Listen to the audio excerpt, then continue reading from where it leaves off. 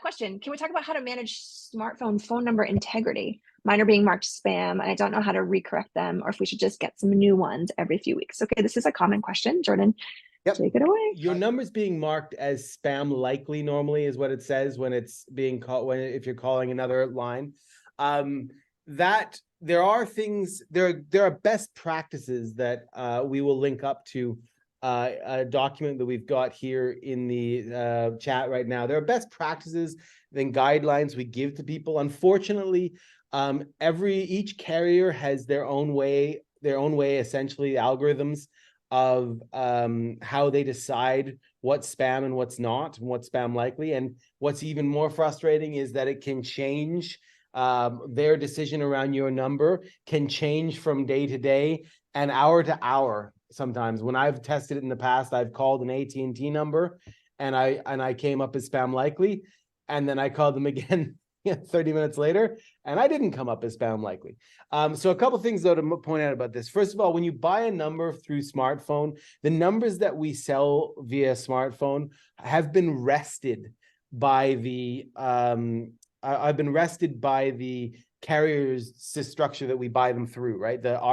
Our upstream carrier, they've been rested. They don't just come into circulation and they go bang into your account. They come out relatively clean. Now, unfortunately, that also means that because they're rested, if you do a lot of behavior that, like a lot of high volume calls with low answer rates or low connection duration, so calls where the connections are 5 seconds and less because you're making a lot of calls, those are all things that flag up to carriers when they see volume being done for that this number could be engaged in spam-like behavior. So spam likely is not like an FCC warning where the FCC is coming at you because you've actually broken anything. No, you haven't done anything wrong. The carriers are flagging it as this behavior could be bad.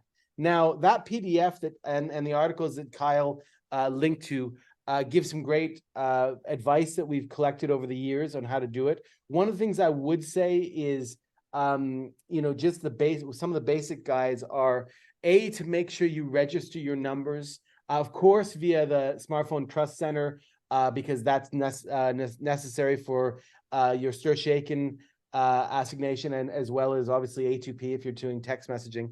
But also in that system, that PDF, I believe there's a link to a website where you can submit your numbers, and that submits it to all the carriers. That's one great thing you can do to make sure that your numbers are shown as we're real people, we're doing real things.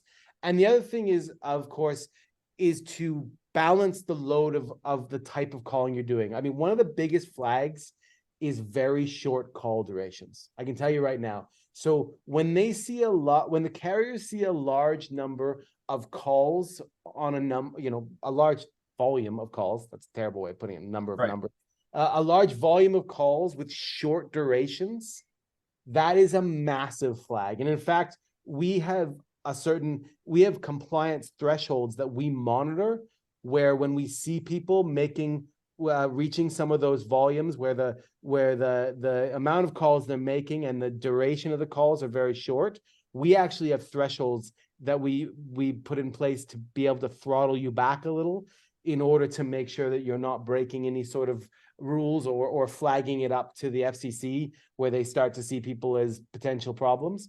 So the documents that Kyle linked to give the best practices, but in general, I would say that the spam likely is a kind of a movable feast, sadly, and all you can really do is do your best with the guidance we give you. And essentially, sometimes it's not a bad thing to throttle down the calls on a certain number and then throttle it up. The final bit before I open it up back to comments from you, Alex, or anybody else is I often will have dedicated number pools in my system as well. So I have numbers for Smart Dialer. I have numbers for texting, where I'm doing, where I'm doing more text-based communication. And then I have numbers for my transactional calls, right? I want to call someone numbers, or I want them to call me numbers. And I do separate those because, if I'm doing a lot of text, because I usually do just testing of the system, but if I do a lot of smart dialer testing or anything like that, I don't want my number that I use on a daily basis to have any problems. So I give that same advice to a lot of our customers, which is, hey, if you've got a set of agents who have numbers dedicated to them to do that transactional, like just, hey, following up, calling people, getting calls, I segregate those from your smart dialer ones and from any numbers that you do on any sort of text messaging follow-ups.